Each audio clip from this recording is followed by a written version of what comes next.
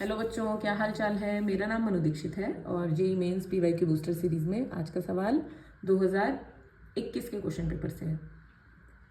Question है, एक simple pendulum है बेटा, मास m, लेंथ l और चार्ज q प्लस q है ना, सस्पेंडेड है एक इलेक्ट्रिक फील्ड में produced by two conducting parallel plates.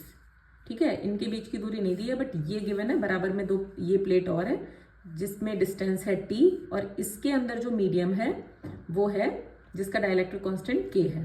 ठीक है, और यहाँ पर मीडियम कुछ नहीं है तो फिर एयर है। अब क्वेश्चन कह रहे हैं कि इसमें डिफ्लेक्शन होगा पेंडुलम में, तो वो डिफ्लेक्शन बताओ इक्विलिब्रियम पोजीशन में। ठीक, तो यहाँ पर देखो, वैसे तो डायरेक्ट भी याद होना चाहिए इसका डिफ्लेक्शन का फॉर्मूला, उसके बाद पुट कर देते, बट ठीक है। यहाँ पर देखो, अगर पेंडुलम यहाँ था और वो इलेक्ट्रिक फील्ड की वजह से इधर डिफ्लेक्ट हो गया बाय एंगल थीटा, तो बेटा इसका वेट कहाँ, कौन कौन से फोर्स काम कर रहे होंगे, इसका वेट होगा mg और इसमें टेंशन होगी t। यहाँ पर ये पैरेलल लाइन ड्रॉ कर लो इसके, तो ये थीटा तो ये भी थीटा।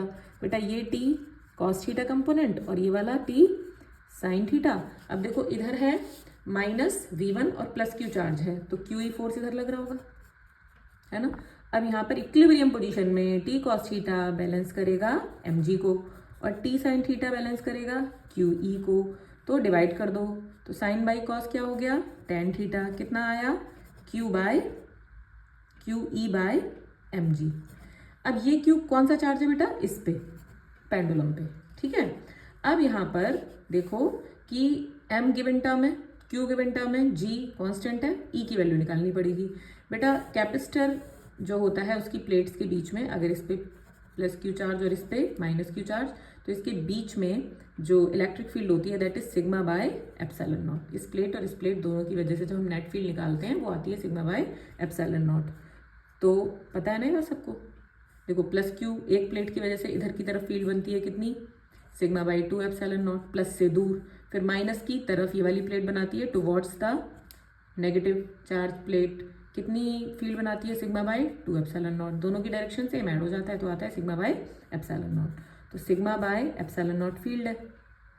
ठीक है, इसके बीच में जो फोर्स भैया इसी इन दोनों के प्लेट्स के बीच में जो इलेक्ट्रिक फील्ड लग रही है उसी की वजह से तो रिफ्लेक्ट हो रहा है ना।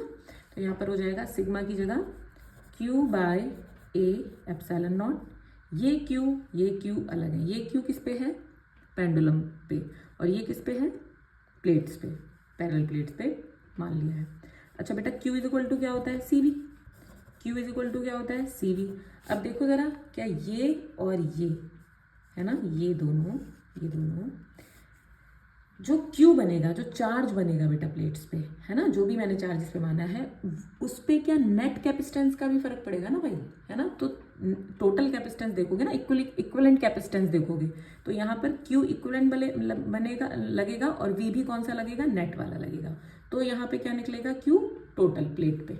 ठीक है, तो Q इज इक्वल टू, अब ये दोनों बेटा सीरीज में होंगे। अगर मैं इसका मान लूँ कैपेसिटेंस C1 और इसका मान लूँ C2, तो ये और ये कैपेसिटर दोनों किस में होंगे, सीरीज में।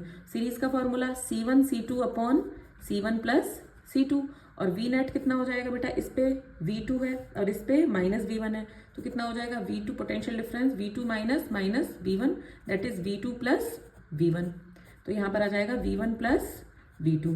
बेटा ये मैंने चार्ज निकाल लिया प्लेट्स पे। अब इस चार्ज की वैल्यू इसमें पुट कर दें, तो E इज इक्वल टू आएगा C1 C2 upon C1 plus C2 bracket में V1 प्लस V2 और यहाँ पर अपॉन में एप्सिलॉन नॉट A। अब बेटा देखो ऑप्शंस में ना C1 C2 है, लेकिन ये D माइनस T वाली टर्म मुझे लानी है। देखो V1 प्लस V2 तो आ गई E की वैल्यू, लेकिन अभी पूरी टर्म नहीं आई है। यहाँ पर देखो क्या इसमें ये जो डिस्टेंस होगी बेटा, ये वाली जो डिस्टेंस होगी, क्या ये D माइनस T होगी, है ना।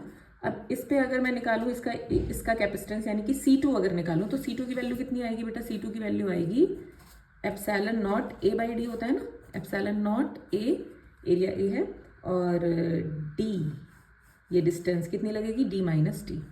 तो सिर्फ इसी की वैल्यू डाल दो, वो और तुमसे क्वेश्चन कुछ करा ही नहीं रहा है ना, वो दोनों की वैल्यू नहीं पढ़वा रहा। देखो कहीं पर भी K नहीं आ रहा आंसर में, तो हम K वाली टर्म क्यों लगाएंगे, मतलब हम C1 क्यों निकालेंगे। तो यहाँ पर E is equal to C1 और अपॉन में C1 प्लस C2, यहाँ पर C2 की वैल्यू लगाओ epsilon not A upon D minus T, और यहाँ पर ब्रैकेट में v1 plus v2।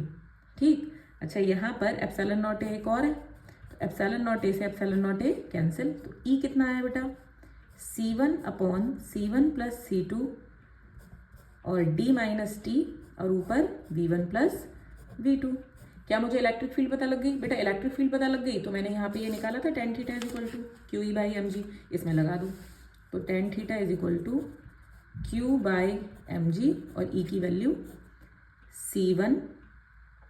c1 bracket में v1 plus v2 upon c1 plus c2 d minus t, या theta is equal to tan inverse ये पूरी term q by m g c1 v1 plus v2 और c1 plus c2 d minus T. ठीक है, तो options को देखकर अपनी अप्रोच रखनी है क्वेश्चन को, ये नहीं कि यहाँ पर हम c1 c2 पूरा लगाए जा रहे हैं और क्वेश्चन को खामखा ही उसको बढ़ा दिया। अरे ऑप्शंस भी देख लो, किन टर्म्स में दे रहा है, क्या चाहिए, तो वहाँ पर थोड़ा प्रेजेंस ऑफ माइंड यूज करना है अपना, कि अननेसेसरी टाइम अपना नहीं लगाना है किन्हीं भी चीज़ों पर, है ना, कि हम बस लगाए जा रहे हैं, कैलकुलेशन करे जा रहे हैं, है ना, तो चारों तरफ दिमाग चलाना है, ऑप्शन क्या है, डायग्राम क्या है, क्या पूछ रहा है, किस तरह लॉजिक लगाऊं कि आंसर निकाल लें। ठीक है, चलिए प्रैक्टिस करते रहिए, और आई होप, आई विश कि जिस भी एग्ज़ाम के लिए आप तैयारी कर रहे हैं, चाहे वो जेईई मेंस हो या फिर नीट हो, है ना, आप उसमें सफल हों। All the very best.